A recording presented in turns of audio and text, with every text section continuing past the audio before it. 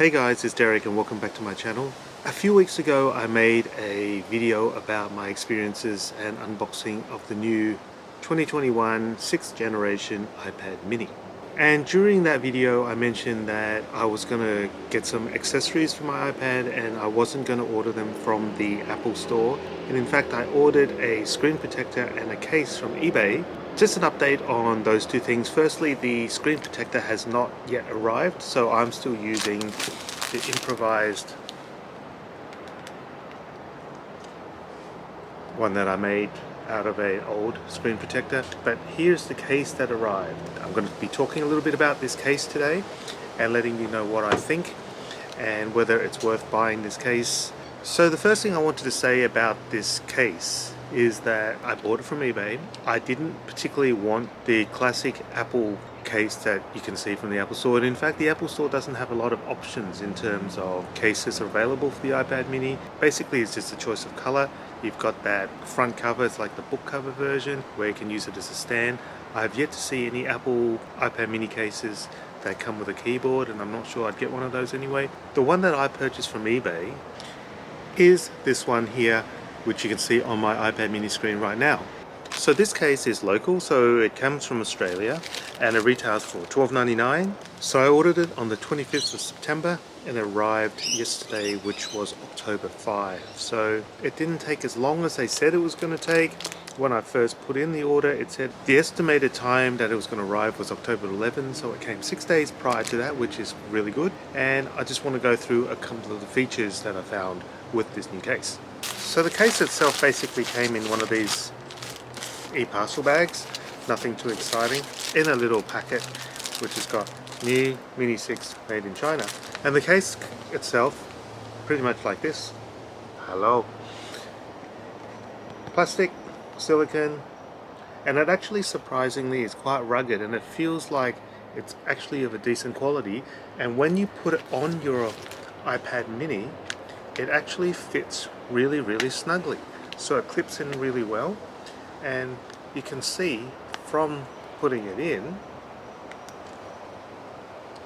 that it lines up really well with the speaker holes, with the volume keys, with the power key, with the speakers on the bottom, and also the USB-C connection. But there is one super fatal flaw, and I'll get to that in a second. But really it depends on the type of case that you want to buy. I wanted one, as I said, that didn't have the book cover. I wanted just one that was really light and didn't add any bulk or any extra weight to this thing, and this is perfect. I like the fact that it's transparent so that you can actually see the Starlight Blue and the Apple logo on the back. There's enough of a ridge here that protects the camera. Everything is accessible except for one thing, and this is the thing that is a deal breaker, and this is one reason why I would not recommend this case to most of the users who own an iPad mini. Now, just when I went to get something, a manic dog has shown up on my lap. You can just sit here for a minute, Oreo, while I tell the guys why I wouldn't recommend this case for some iPad mini users, because of this thing. Now, this is a second generation Apple Pencil, and this was one of the great selling points of this iPad mini, was the fact that this iPad mini is compatible with a second generation pencil. Sadly, this case, as good as it is, as rugged as it feels, and as wonderful a fit it is, we have one major flaw, and this is a deal breaker for me. Yes, the Apple Pencil does attach to the iPad magnetically through the case, but because there's a plastic here, even looks like there's a ridge here designed for the Apple Pencil to fit, unfortunately, because there's a layer of plastic, there is no contact, so it will not charge the Apple Pencil, and that, as I said, is a major deal breaker for me. Are there any workarounds for this?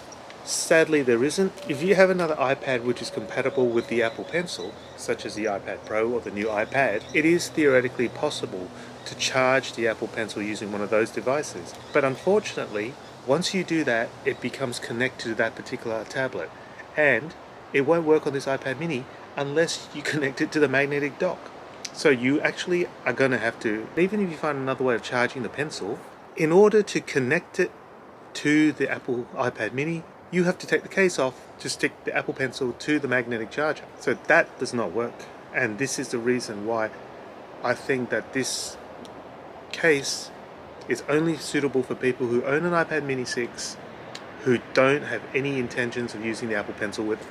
So if you're somebody who just uses the iPad for normal things like surfing the internet, reading books, watching movies, and you have no intentions of using things like Procreate, Photoshop, LumaFusion, Lightroom, or any note-taking apps, it may be okay.